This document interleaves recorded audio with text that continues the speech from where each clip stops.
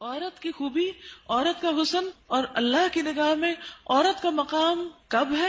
جب وہ شوہر کی فرما بردار ہو اور جینون جگہوں پر اور جینون احکامات میں اس کی مخالفت نہ کرنے والی ہو۔ نبی صلی اللہ علیہ وسلم نے فرمایا، بہترین بیوی وہ ہے جس کی طرف تم دیکھو تو وہ تمہیں خوش کر دے، جب تم اسے کسی بات کا حکم دو تو بجا لائے، اور تمہاری عدم موجودگی میں تمہارے مال اور اپنی ذات کی حفاظت کرے۔ تو ہمیں ایسی بہترین عورت بن کے دکھانا ہے۔ رسول اللہ صلی اللہ علیہ وسلم نے فرمایا، اللہ تعالیٰ اس عورت کی طرف نظر رحمت سے نہیں دیکھتا جو خاوند کی شکر گزاری نہیں کرتی، حالانکہ وہ اس سے بے نیاز نہیں ہو سکتی، اس کے بغیر رہ بھی نہیں سکتی، لیکن جب وہ ہوتا ہے تو اس سے وہ صرف لڑائی کرتی رہتی اور گلے شکوے کرتی رہتی، کمپلینٹس، ہر چیز میں کمپلینٹس۔ تو شوہر بھی چاہے اس کے پاس کتنی بھی جسمانی طاقت ہے یا مالی طور پر بہت سٹیبل ہے، وہ انسان ہے، وہ ہیومن بینگ ہے، وہ بھولتا بھی ہے، وہ غلطی بھی کرتا ہے، تو ایسی چیزوں کو اگنور کر دینا چاہیے۔ ہمیشہ گنتی کر کے رکھیں کہ اس کے احسانات کتنے ہیں اور اس کی غلطیاں کتنی ہیں، اگر وہ برابر ہوں تو بھی شکر گزار رہیں، اور اگر اس کی نیکیاں یا احسانات زیادہ ہوں اور غلطیاں کم ہوں تو غلطیوں کی بنا پر اس کی ناشکری نہیں کریں۔ تو آپ نے خصوصاً اپنے ہسبینڈس کو تھینک یو بولنا ہے، لکھ لیجئے، اور جو ابھی نہیں بول سکتے وہ آئندہ زندگی کے لیے لکھ لیں، دلوں میں لکھ لیں کہ شوہر کے شکر گزار رہنا ہے۔ اور یہ شکر گزاری آپ کے اپنے اندر اور آپ کے گھر میں اور آپ کے تعلقات میں خوشگواری پیدا کر دے گی۔ آپ دیکھیں گے کہ وہ شاید منتظر ہوں اس بات کے کہ کسی وقت آپ خوش ہو جائیں ان سے، کیونکہ آپ دیکھیں وہ آپ کو خوش کرنے کی کوشش میں لگے رہتے ہیں، اور آپ جب خوش نہیں ہوتی تو بےچارے وہ بھی ناخوش ہو جاتے۔ تو جب آپ خوش ہوں گے تو آپ کو دیکھ کر وہ دگنے خوش ہو جائیں گے، جب وہ دگنے خوش ہوں گے تو آپ تگنی خوش ہو جائیں گے، اور یوں خوشیوں کا سلسلہ بڑھ جائے گا۔ پھر اسی طرح عورت کے اوپر یہ بھی لازم ہے کہ وہ اس طریقے پر رہے کہ شوہر دیکھے تو خوش ہو جائے، یعنی بیوی کا حال حلیہ، اس کا اٹھنا بیٹھنا، بات کرنے کا انداز، معاملہ کرنے کا انداز، یہ شوہر کے لیے ایک اٹریکشن کا باعث ہو۔ یعنی اگر شوہر کو کسی خاص قسم کا لباس پسند ہے تو ایز لانگ ایز وہ شریعت کی حد کے اندر ہے تو عورت کو وہ پہننا چاہیے۔ اگر کہیں جانے کی بات ہے یا گھر کو کسی خاص انداز میں رکھنے، یا کوئی شادی شدہ زندگی میں بہت سارے معاملات باہم ایک دوسرے کے ساتھ مل کے کیے جا رہے ہوتے ہیں، تو ایسی تمام چیزوں میں شوہر کے ساتھ تعاون اور اس کی مدد اور اس کو خوش کرنا جو ہے وہ لازم ہے۔ یعنی اپنی شرم و حیا کی بھی حفاظت کرے، اور گھر اور جو بھی اس کے کسٹڈی میں شوہر کا مال یا راز یا کوئی بھی چیز ہے ان سب کی بھی حفاظت کرنے والی ہو۔ مال کی، گھر کی حفاظت، پیسے ضائع نہ کرے۔ یہ نہیں کہ شوہر کے گھر، شوہر کے مال اور شوہر کی تنخواہ اور شوہر کی پراپرٹی میں سے چھپ چھپا کے میکے والوں کو مت بھیجتی رہے۔ بہت سے فساد اس وجہ سے ہوتے ہیں کہ سسرال کو دینے کے لیے تو نمبر 2 مال ہوتا ہے، اور میکے کو بھجوانے کے لیے پسندیدہ چیز۔ قدرتی بات ہے کہ انسان کی جو اٹیچمنٹ ہوتی ہے وہ ماں باپ سے بہت زیادہ ہوتی ہے، ایک ایسی خیرخوائی ہوتی ہے جس میں دنیا کی کوئی دوسری چیز شریک ہی نہیں ہو سکتی۔ ظاہر ہے جنہوں نے جنم دیا، جنہوں نے پالا پوسا، ان کے ساتھ محبت اور خیرخوائی کیسے نہ ہو، وہ تو ہوگی، لیکن اس کی بھی حدود ہیں، وہ حد سے آگے نہیں بڑھنی چاہیے کہ شوہر کما کے لائے اور ہر وقت عورت شکوہ کرے، پورا ہی نہیں پڑتا، ہوتا ہی نہیں، ہے ہی نہیں، یہ بھی نہیں، وہ بھی نہیں، وہ بھی نہیں، اور پیسے بٹورتی چلی جائے اور ادھر سے چھپ چھپا کے دوسری طرف دیتی چلی جائے۔ نہیں، حتیٰ کہ فی سبیل اللہ بھی اگر عورت کو دینا ہے تو شوہر کی رضامندی ضروری ہے، یعنی شوہر کا مشورہ بھی ہونا چاہیے اس میں۔ پھر اسی طرح یہ ہے کہ بولنے میں اچھی ہو۔ رسول اللہ صلی اللہ علیہ وسلم نے فرمایا، کنواری عورتوں سے نکاح کرو کہ وہ شیریں گفتار ہوتی، یعنی کہ ان کے بولنے میں مٹھاس ہوتی، اور تھوڑی چیز پر جلد خوش ہو جاتی، یعنی شکر گزار ہوتی، کیونکہ زیادہ دنیا نہیں دیکھی ہوتی اور مطالبے بھی کم ہوتے۔ اس لیے خصوصی طور پر بیوی کی حیثیت سے جو خوبی بیان کی گئی وہ یہ کہ شوہر کے ساتھ بات کرنے میں بھی اچھی ہو اور بہت زیادہ مطالبے کرنے والی نہ، اور نہ ہی اپنے شوہر کی اجازت کے بغیر کسی مرد کو گھر میں آنے کی اجازت دے، کیونکہ اس سے بھی شکوک و شبہات پیدا ہوتے ہیں۔ پھر اسی طرح شوہر کے مال میں سے اس کی مرضی کے بغیر تحفہ یا صدقہ نہ کرے، کیونکہ کمانے والا مرد ہے، یا تو عورت کا اپنا ذاتی مال، یعنی اگر پیرنٹ سے ملا ہے یا انہیرٹ کیا ہے یا وہ خود کماتی ہے تو اس میں تو اپنی مرضی سے جو بھی وہ کرنا چاہے، لیکن اگر شوہر کی طرف سے کچھ ملا ہوا ہے تو اس میں اس سے مشورہ کرنا اور اس کی اجازت لینا ضروری ہے، کیونکہ اصل مالک بہرحال شوہر ہے. اور بہت دفعہ گھروں میں جھگڑے اس وجہ سے پڑ جاتے ہیں کیونکہ ہسبینڈ جو ہے وہ بیوی کو اجازت نہیں دیتا، اور بیوی اپنی مرضی سے اپنے میکے کو یا کسی اور کو کچھ دینا چاہتی ہے، اور ان معاملات میں اختلاف بعض اوقات گھر کی بنیادیں ڈھیلی کر دیتا ہے. عورت کے اوپر یہ بھی ذمہ داری عائد ہوتی ہے کہ وہ اپنے شوہر کی اطاعت کے ساتھ ساتھ اس کی خدمت بھی کرے. جس طرح شوہر گھر سے باہر سب کچھ کمانے کا ذمہ دار ہے، تو اسی طرح عورت گھر میں آرام اور سکون فراہم کرنے کی بھی ذمہ دار ہے. پھر اسی طرح یہ ہے کہ شوہر کی اجازت کے بغیر نامحرموں سے گفتگو سے بھی بچنا چاہیے. حضرت علی بن ابی طالب سے روایت ہے کہ رسول اللہ صلی اللہ علیہ وسلم نے خاوند کی اجازت کے بغیر عورتوں سے ان کے گھروں میں گفتگو سے منع کیا ہے. اگر شوہر کو یہ بات پسند نہیں کہ عورت کسی مرد سے بات کرے تو عورت کو نہیں کرنی چاہیے، کہ بعض اوقات انہی چیزوں سے پھر جھگڑے پیدا ہو جاتے. پھر اسی طرح یہ ہے کہ مشکل حالات میں شوہر کا ساتھ دے. پھر اسی طرح بد اخلاقی اور بد زبانی سے دور رہے. اب یہ جو بد زبانی ہے یہ عام طور پر بہت سے کام خراب کرتی ہے. انسان کی زبان ہی ہوتی ہے جو اس کو عزت دیتی ہے، اور زبان ہی ہوتی ہے جو اس کو ذلیل کر دیتی ہے. اگر ایک زبان انسان کنٹرول کر لے تو اللہ تعالیٰ اور بندوں دونوں کے سامنے انسان سرخرو ہو جاتا ہے. اس لیے انسان سوچ سمجھ کر بات کرے. پھر اسی طرح یہ ہے کہ بد دعائیں نہیں دینی چاہیے، نہ اپنے آپ کو، نہ بچوں کو، نہ شوہر کو، اور نہ کسی اور کو. کیونکہ اگر کوئی دوسرا بد دعا کا مستحق نہ ہوا تو وہ بد دعا واپس پلٹے گی، جس نے دی ہے اسی کو آ کے لگے گی. رسول اللہ صلی اللہ علیہ وسلم نے فرمایا بد دعا نہ دیا کرو، نہ اپنے اوپر، نہ اپنی اولاد پر، نہ خادموں پر، نہ مالوں پر. کہیں ایسا نہ ہو کہ وہ قبولیت کی گھڑی ہو کہ جس میں اللہ تعالیٰ سے مانگا جائے تو وہ دعا قبول ہو جائے اور پھر انسان خود ہی پچھتائے. لیکن ریلیشن شپ کے اندر کچھ چیزیں ایسی ہیں جن کا خیال رکھنا بہت ضروری ہے، اور ان چیزوں کو ضرور ذہن میں رکھنا چاہیے جو تعلقات کی خرابی کا باعث بنتے ہیں. ٹھیک ہے، کچھ چیزیں تو وقتی طور پہ انسان کی طبیعت مزاج کا حصہ ہوتی ہیں، کچھ بچپن کی دو مختلف گھرانوں سے اٹھان ہوتی ہے، اور پھر مرد اور عورت کا جو بایولوجیکل ڈفرنس ہے وہ بھی بیچ میں بہت اہم رول ادا کرتا ہے.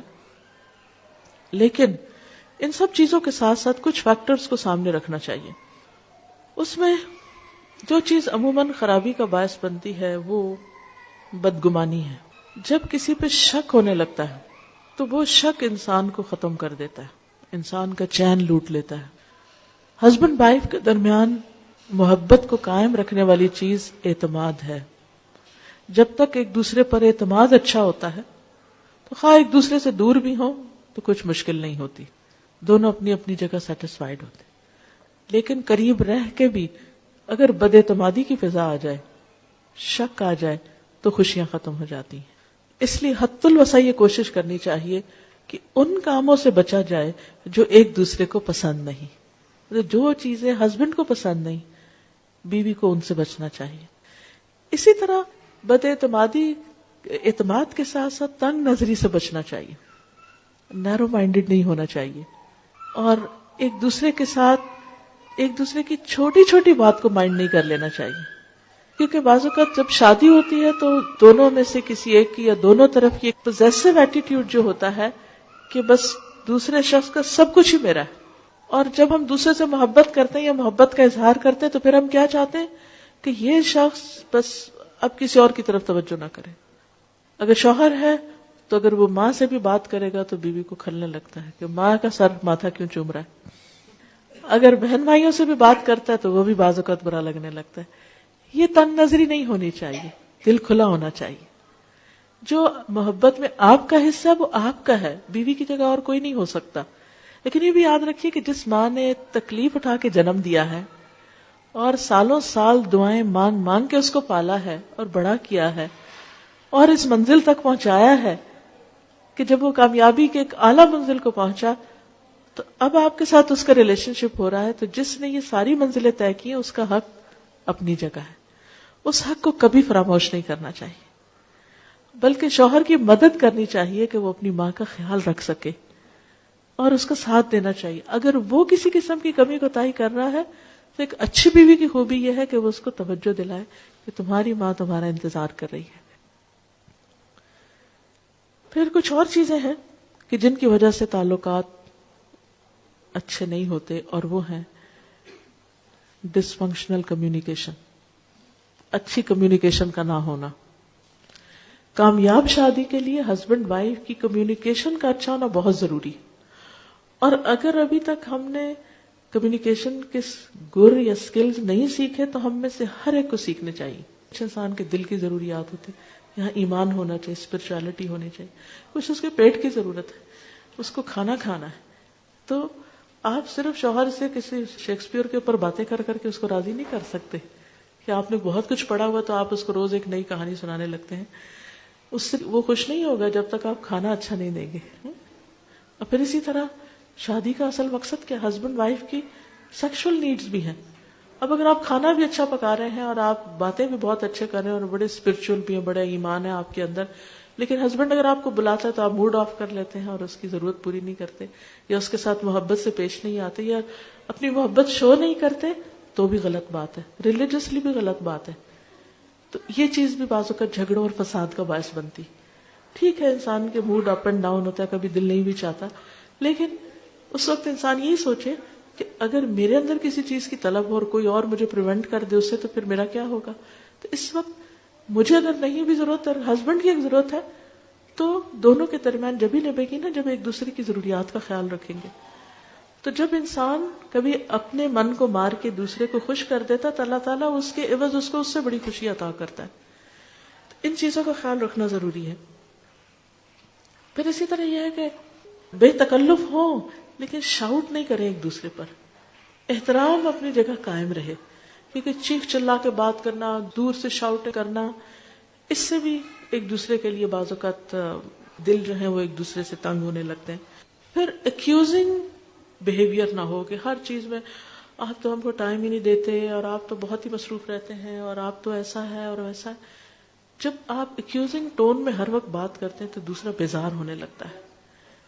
اچھا میں نے اتنی دفعہ فون کیا آپ نے اٹھایا ہی نہیں، اور میں نے یہ چیز لانے کو کہی اور آپ لائے نہیں، اور آپ کو تو کبھی یاد ہی نہیں رہتا، اور آپ کے لیے تو بچے کوئی اہمیت ہی نہیں رکھتے، اور آپ کے لیے تو گھر کچھ ہے ہی نہیں، وغیرہ وغیرہ. اس طرح کی جو ایکیوز کرنے والی باتیں ہیں، اعتراض کی اور ہر وقت کمپلینٹس، ٹھیک ہے ان کا بھی زندگی میں ایک پارٹ ہوتا ہے، ہونی چاہیے کبھی، میں نہیں کہتی کہ وہ نہیں ہونی چاہیے، لیکن بس تھوڑا حصہ. اگر آپ ایک گراف بنائے نا تو اس میں اس کا ایک چھوٹا حصہ ہونا چاہیے اور دوسرے کو انڈرسٹینڈ کرنے کا ایک بڑا حصہ ہونا چاہیے. کیونکہ اس سے جب صرف ایک دوسرے کو بلیم کرنے والا ایٹیٹیوڈ ہوتا ہے تو ایک دوسرے سے بیزاری پیدا ہو جاتی ہے. پھر اسی طرح یہ ہے کہ زبان درازی، گالی گلوچ، بدتمیزی، بد اخلاقی، یہ دلوں کو اس طرح پھاڑ دیتے ہیں کہ پھر جوڑنے مشکل ہو جاتے ہیں. اور پھر انسان ایک دفعہ یہ کر لیتا ہے لیکن اس کے بعد اتنا اس کا جیسے ہڈی ایک ٹوٹ جاتی ہے نا تو پھر اس کے درست ہونے میں بڑا ٹائم لگتا ہے. ایسے جب دلوں کو توڑ دیتے ہیں نا ہم تھوڑا سا غصہ ظاہر کر کے تو پھر ان کو درست ہونے میں ایک ٹائم لگتا ہے. اور پھر ہم بعض اوقات 1 منٹ میں توڑتے ہیں، اگلے منٹ میں کہتے ہیں سوری، اور اگلے منٹ میں چاہتے ہیں اب دوسرا شخص بالکل ٹھیک ہو جائے. نہیں، اس کو ٹائم دیں اب حتیٰ کہ وہ اس کی مرہم پٹی ہو چکی ہے. پھر اسی طرح یہ ہے کہ باہر سے اکسانے والے بھی بعض اوقات تعلقات کو خراب کر دیتے ہیں. ہسبینڈ وائف کے درمیان اچھے بھلے تعلقات ہوتے ہیں لیکن کوئی رشتہ دار، کوئی دوست، کوئی ادھر ادھر کے لوگ وہ آ کے ایسی ایسی باتیں کرتے ہیں کہ جس کی وجہ سے ایک محبت بھرا رشتہ جو ہے اس کے اندر رکھنے پڑنے لگتے ہیں. اس بارے میں نبی صلی اللہ علیہ وسلم نے بہت سختی سے فرمایا کہ جس نے شوہر کے خلاف اس کی بیوی کو بدظن کیا، یعنی شوہر کے خلاف اس کی بیوی کے دل میں کوئی ایسی چیز ڈال دی، وہ ہم میں سے نہیں. پھر بات یہ ہو رہی تھی کہ دوسروں کی انٹرفیئرنس ہسبینڈ وائف کے بیچ میں، یہ صرف لڑکی کی ساس کی طرف سے نہیں ہوتی، بعض اوقات لڑکے کی ساس کی طرف سے بھی ہوتی. ہم مائیں بعض اوقات بیٹیوں کا پیچھا کیے رکھتی ہیں اور چھوٹی چھوٹی بات میں ہم انٹرفیئر کرتے ہیں. اچھا کیا کھایا تھا، کیا بنایا تھا، کہاں گئے تھے، یہ ملا کہ نہیں ملا، ایسا ہو گیا یا نہیں ہوا. ان باتوں کی وجہ سے بعض اوقات بہت گڑبڑ ہو جاتی ہے. بچوں کو ایک فریڈم دینی چاہیے کہ آپس میں ایک دوسرے کے ساتھ انڈرسٹینڈنگ کریں، کیونکہ ہم محبت کر رہے ہوتے ہیں لیکن الٹا دشمنی کر رہے ہوتے ہیں. ایک اور حدیث میں آتا ہے عورت شوہر کے معاملے میں کسی دوسرے کی بات نہ مانے، کسی دوسرے کی، حتیٰ کہ پیرنٹس کی بھی. آپ کو پتا ہے کہ والدین کی اطاعت فرض ہے. اللہ تعالیٰ نے قرآن پاک میں کیا کہا؟ اللہ کی عبادت کرو اور ماں باپ کی بات مانو. لیکن جب ایک عورت کی شادی ہو جاتی ہے تو اب اس کے لیے اس کا اصل گھر کون سا ہے؟ شوہر کا گھر ہے. اور اب اس کے لیے والدین کی اطاعت سیکنڈری ہے، شوہر کی اطاعت نمبر 1 ہو گئی ہے. پہلے والدین اس کی کفالت کر رہے تھے، اب شوہر اس کی کفالت کر رہا ہے. اب ایک نیا گھر بن رہا ہے. اس کے ڈسپلن میں کیا ہے کہ بیوی شوہر کی بات مانے، نہ کہ میکے کی ڈکٹیشن لیتی رہے روز ٹیلی فون پر. ایک دفعہ عورت ہو کے آتی ہے میکے سے تو موڈ بدلا ہوا ہوتا ہے. تو ایسی صورت میں اصل حکم کیا ہے کہ شوہر زیادہ اہم ہے. اب اس کی بات مانی. اور یہ کیوں اتنا سخت ڈسپلن رکھا گیا؟ کیونکہ جب تک ایک عورت کی وفاداری اس کے اپنے گھر سے نہیں ہوگی، گھر نہیں بنے گا. وہ بات میں ادھر بھاگی جا رہی ہے، یہ گھر خراب ہو رہا ہے. اب اس کی اہمیت، اس کی زیادہ اہم ڈیوٹی کیا ہے کہ اب وہ نئے گھر کی تعمیر کرے. اس لیے کہ شوہر نے مہر بھی دیا ہے، گھر دیا ہے، سب ضروریات پوری کر رہا ہے. اب آئندہ اللہ تعالیٰ نے ایک نئی نسل لانی ہے، ان کی تربیت ہے، ان کا کام ہے، اتنی ذمہ داریاں آنے والی ہیں. اب چھوڑو دھیان پیچھے کا، اب آگے کا سوچو.